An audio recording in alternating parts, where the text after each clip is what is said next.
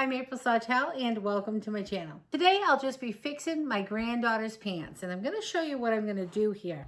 There's a big hole here, if you can see it. It's just a tear actually. It's not really a hole. I could bring it all together and I could stitch it, but I don't want to. But you can see here, it's kind of hard to see with the black, so I'm just going to pull this up so you can see what I'm dealing with. So here's the big tear. I'm going to put a patch on the outside. I'm not taking these apart at all. I'm going to lay a patch over the top and I'm going to just sew it on. They're just like a sweatpants, but they're with that like velour fabric. I'll bring this right over the arm of my sewing machine. If you have like a quilting tray on there, you'll need to take that off to just get to the arm. So I'm going to do this really simply. This is going to be a really rough looking patch, but this is what she's going to like. I pulled out two fabrics here that I really liked for this. I was unsure which one I wanted, but because it has all of this right in here, if you can see that, it's all in little diamond gems. So what I'm gonna do is I wanna leave that on there. One of them is really close to where I'm gonna be sewing. I'm just gonna sew as close as I can get to it so I can leave that. So the two fabrics I picked, I thought would be so cute on top of these. But I think as I was playing around here while I was setting this up, I think I'm gonna go with this one. All this is a flannel. So we've got a velour and we've got a flannel patch going on top of that. It's gonna be rough too. I mean, I'm gonna be almost raw edge appliquing around this patch. I'm not bringing it in from the inside. I'm not cutting the seam. I'm just gonna put some sort of a stabilizer behind it, and then I'm going to sew a patch right on top of it. So all I'm gonna need for this project is a ruler, my pins, a glue stick, scissors, and I'm gonna have a hot iron. And you're gonna need your fabric for your patch. Okay, let's get started. Okay, so here's my hole. The first thing I'm gonna do is put my pant leg right side out. There you can see the hole good. Okay, put your pant leg right side out. And we're going to get this with a stabilizer. So all you want to do here is you want to lay this, take your seams and just match your seams up the best you can until you can lay this flat. So like this, I can't pull the seams all the way to the side just because of the style pants they are. And I'm going to do this right on my ironing mat. That way I don't have to move this again. I'm going to pull this together as best I can without wrinkles because that's all it is a big tear. All right, just press that all flat. I don't want to overlap any of it. Just pull that together like it's a puzzle and it fits pretty good. Okay, we're going to call that good. No wrinkles and no overlaps. And it doesn't quite touch right here, but as long as I don't have wrinkles and I don't have overlaps, I'm good. Now you could measure this because I want this one patch and I want it to cover all the way down and over, so it's pretty wide really, and I want it to be an inch on each side bigger than the hole itself. So I'll do the length and I'll give myself an extra inch on each end. So the length will be, with the extra inch, about 12 inches. And then I'm going to see how wide that is. Because the rip is way over here, I need to make sure I account for all of that. So I'm going to give about an inch over each side. So we're going to call that about 4 inches. It's really a 2-inch area, but I'm going to allow 4 inches because I want an inch on each side. I'm going to want a 12-inch by 4-inch patch. So you're going to want two pieces the same size. So I've got two 4-inch by 12-inch pieces here. Now just take your stabilizer, remember I'm using this as my stabilizer, and I'm going to put my glue stick all over it. Being sure to get the corners really good. And this glue will wash right off in the laundry. Remember my pants are inside out, and I'm going to lay this right on top, just like that. Now, because I'm on a pressing mat, I'm just going to not even have to move this, and I'm just going to go ahead and press this down. So this is just my stabilizer. I'm just going to turn this right side out, and you can see that it did come apart a little bit there. You can see the white coming through. That's okay. I'm going to do the same thing to this side. And I said I was going to use pins, but you know what? I'm not going to use pins. I've decided I'm just going to use my glue stick. It's going to work so much better. I'm going to bring that patch right up below my lettering. And I can still see a little bit of white there, but when I get to that, when I'm sewing it on, I'm gonna be sure to go back and forth over that little piece a little bit, just because I really do want to try to keep the letters if I can. I'm just going to take my glue stick now. I'm going to put a little bit on the fabric to hold that in place where I want it. Now I'm going to put the glue stick, being sure I get the corners good, and I'm going to lay that right back down, and that's what my patch is going to look like. Because my patch is over the letters a little bit there, I'm just going to trim on that side a little bit so I can see those letters.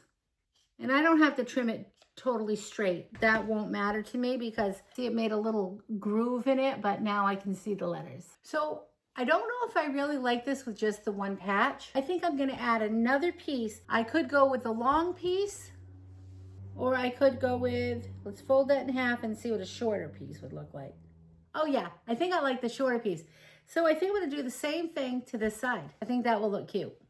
So I'm gonna just cut this piece right in half and do the same thing over here. And I can even start right here on the front. Using the glue stick again. And I'll put that right there. These are really big, baggy pants on my granddaughter, and I think she's just gonna love this. So now I got the front one on. I'll pull this inside out. This one doesn't even really need a stabilizer because there's no hole there or tear, but I think just for fun, I'm gonna do the same thing. I'll just get this one ready. I'm gonna put the glue on it now.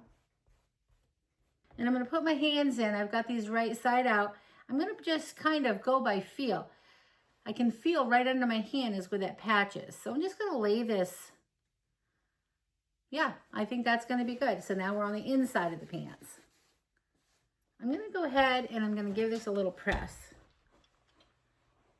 so the glue will adhere to the pants a little bit better. And I'll do the outside as well.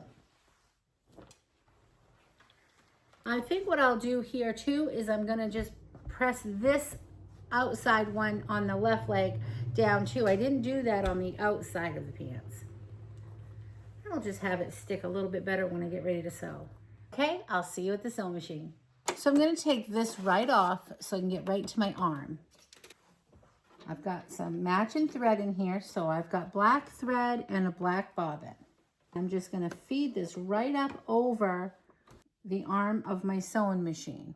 For these, I'm gonna stay right on the edge, okay? So I'm gonna use a zigzag stitch and I'm just gonna sew all the way around the whole piece. I'm gonna start with this back stitch and I'm just gonna work myself all the way around. I'm using a bigger zigzag stitch on this as well. I don't wanna go over my little diamonds. So you can see my stitch. Because these are so stretchy, they're gonna work fine just using the arm. I'll keep my fabric pulled away at all times. And I'm just gonna sew all the way around. It will take a little maneuvering. You don't want anything underneath it, so keep making sure everything is pulled out at all times.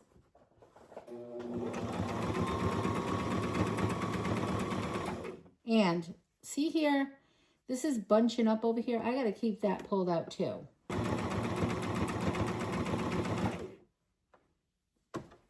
And I'm gonna pivot. Now this is where it's starting to get really bulky. You just wanna make sure everything is straight. Another pivot. It's getting a little tight here in the throat of the sewing machine. So just maneuver, pull in, and keep your needle down so you can stay in your spot though. Your presser foot is up, but your needle is down. You might have to do this in little small increments so you'll be able to pull more fabric out.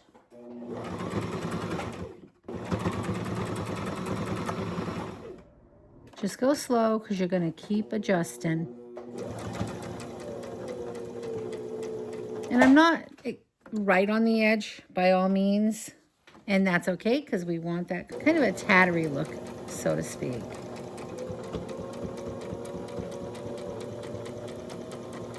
Now I'm at the point of beginning. If you can see that right here, I'm going to back stitch.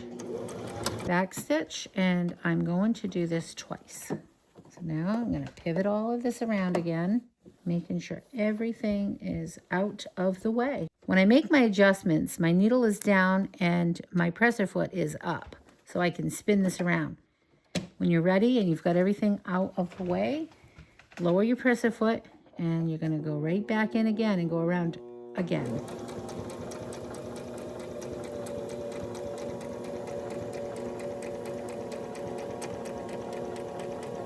You'll be able to feel that there's nothing under here. Okay, needle down. Presser foot is going to come up so I can pivot.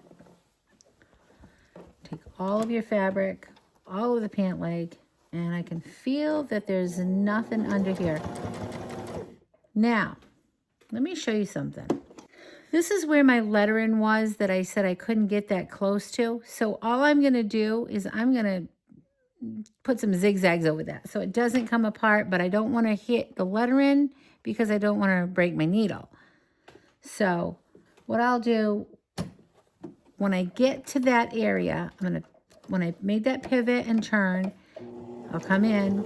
I'm going to come and just bring myself into that a little bit and do a few back stitches, but don't run over my little stones. And I'll do that a few times. You're never going to notice that, and it just secures that down. All right, now I can get back on track.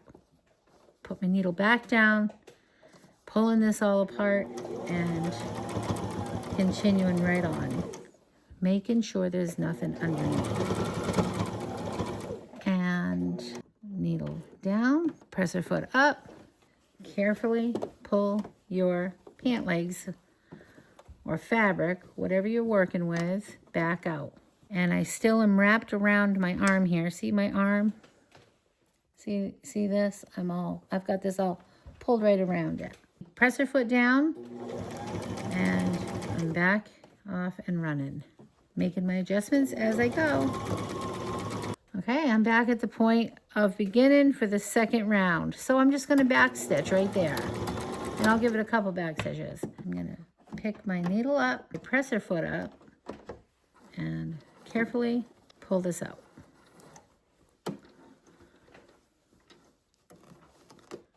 A little thick. So I'm going to pick my presser foot up a little higher with my hand here. And then just cut your threads. And we'll take a look. I'm going to just cut some of these little frays off. They're going to fray when it gets washed. Anyway, this is going to be all tattery. But we'll start with this. And cut any loose threads that you may have. And my granddaughter really likes a frayed sort of look on her clothes. So she is going to love this. This will fray up a little bit as the threads wear. Okay, let's just move right on over to this other patch. This one's going to be, I think, easier because I'm going to come in from the bottom. I won't have all that elastic waistband. Put that over my arm. I told you in the beginning that I would use pins. If you have glue, I really would use the glue because you can maneuver this. You're not going to get poked, and it was very easy. It's very stable, you know. Okay, I'm going to start with a back stitch. And I'm going to go around this one. Needle down, pivot, and turn. Much easier where I'm down near the bottom. Making sure I'm straight. And I'm at the point of beginning. Now I'm going to put the whole leg through that neck.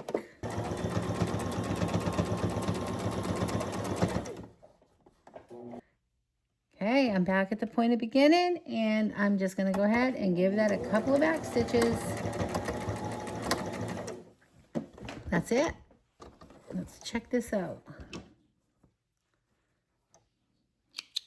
Here's how my granddaughter's pants came out. I think my granddaughter is going to love these.